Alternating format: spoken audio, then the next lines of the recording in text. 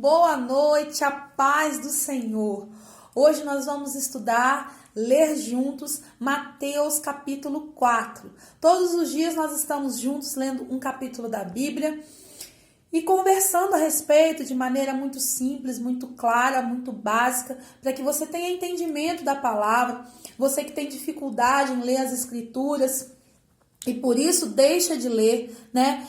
O desejo do meu coração nesta noite é que você possa abrir, que o Espírito Santo possa abrir o seu entendimento para que você entenda a palavra de Deus. A palavra do Senhor diz no livro de Oséias que meu povo está sendo destruído porque lhe falta conhecimento. E é justamente isso que é o desejo do meu coração, transmitir um pouquinho do conhecimento da palavra de Deus para que você não seja enganado pelas falsas doutrinas, pelas falsas religiões, pelos falsos mestres que têm surgido em nosso meio, pregando heresias em nome de Deus. A Bíblia ela é clara, ela é simples, ela é objetiva e ela vem mesmo para desfazer as obras do diabo. Então vamos lá, para a gente não perder tempo. Mateus capítulo 4, a tentação de Jesus. Então Jesus foi levado pelo Espírito ao deserto para ser tentado pelo diabo. Depois de jejuar 40 dias e 40 noites, teve fome. O tentador aproximou-se dele e disse: se és filho de Deus, manda que essas pedras se transformem em pães. Jesus respondeu: está escrito, nem só de pão viverá o homem, mas de toda palavra que procede da boca de Deus. Então o diabo levou a cidade santa, colocou-o na parte mais alta do templo e lhe disse: se és filho de Deus, joga-te daqui abaixo, pois está escrito, ele dará ordens a seus anjos a seu respeito, e com as mãos eles o segurarão, para que você não tropece em alguma pedra. Jesus lhe respondeu: também está escrito, não ponha à prova o Senhor teu Deus. Depois o diabo levou a um monte muito alto, mostrou-lhe todos os reinos do mundo e seu esplendor, e disse-lhe: tudo isso te darei, se te prostrares e me adorares. Jesus lhe disse: retira-te, Satanás, pois está escrito, adore o Senhor seu Deus e só a ele preste culto. Então o diabo deixou e os anjos o vieram e o serviram.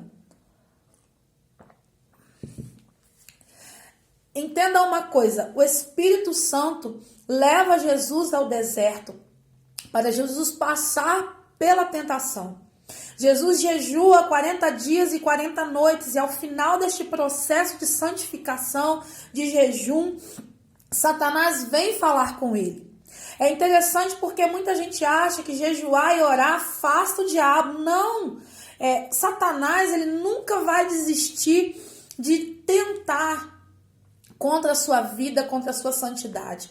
E o que é mais interessante, irmãos, que precisamos ficar muito alertas, é que a Bíblia diz que Satanás ele usa a palavra de Deus o tempo inteiro para tentar Jesus, né? E ele fala, está escrito, mas Jesus combate Satanás da mesma forma, dizendo para Satanás, está escrito também. Ou seja, é necessário que você conheça a palavra de Deus para que você não caia nas armadilhas de Satanás, nas armadilhas que estão sendo pregadas para você como verdades, sendo mentiras. Satanás, ele falou, entre aspas, olha só a verdade para Jesus. Ele falou assim, o Deus falou que vai dar ordem aos seus anjos para te guardar. Mas Jesus, que conhecia a verdade, também sabia sobre que circunstâncias e que ocasiões Deus falou esta palavra.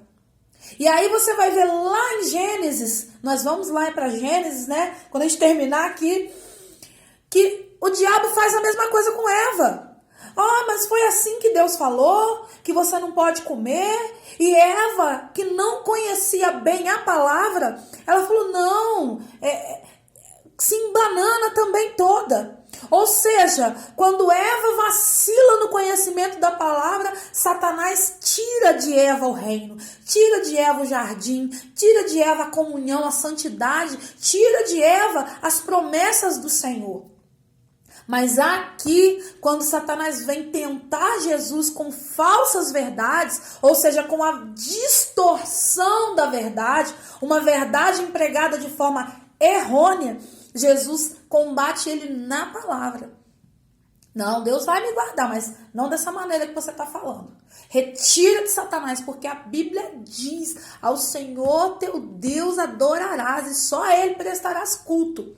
Então, amados, é importante que você entenda a Bíblia de todo o teu coração, que você faça um esforço possível e impossível para você começar a entender este livro, para que Satanás não distorça a verdade. Porque o que mais nós temos visto nos púlpitos de hoje são mentiras pregadas como verdade. E a Bíblia, ela vem para desfazer as obras do diabo, ou seja, para desfazer as distorções que Satanás tem colocado nos púlpitos de igrejas, de denominações, né? Quando a Bíblia está aqui, nos mostrando o caminho da verdade.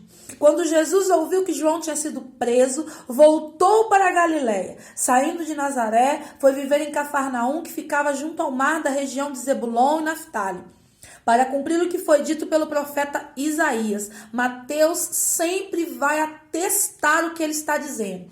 Ele sempre vai dizer assim: essa história que eu estou contando foi prenunciada, ou seja, foi profetizada lá atrás pelo profeta, né? Então aqui, ó, para cumprir o que foi dito pelo profeta Isaías. Terra de Zebulon, terra de Naftali, caminho do mar, além do Jordão, Galiléia dos gentios. O povo que vivia nas trevas viu uma grande luz. E sobre os que viviam na terra da sombra da morte, raiou uma luz. Daí em diante, Jesus começou a pregar: arrependam-se, pois o reino de Deus está próximo.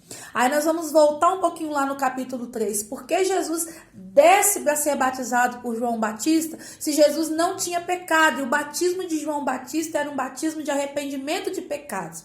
Quando Jesus desce para ser batizado por João Batista, ali no capítulo 3 de Mateus, ele está se posicionando, que ele estava ao lado de João Batista, que ele veio também como João Batista para combater essa doutrina herege que os sacerdotes estavam colocando sobre Israel. Essa doutrina de que os líderes ganhavam e o povo perdia. Essa doutrina distorcida da verdade, né? Como os líderes eram os únicos que conheciam a verdade, eles distorciam a verdade em benefício próprio, né? Então, gente, isso é desde a época de Jesus. Quando Jesus desce para ser batizado por João Batista, ele dá o exemplo para os seus ovelhas: eu vim ser batizado porque os meus filhos terão que passar pelo batismo de arrependimento.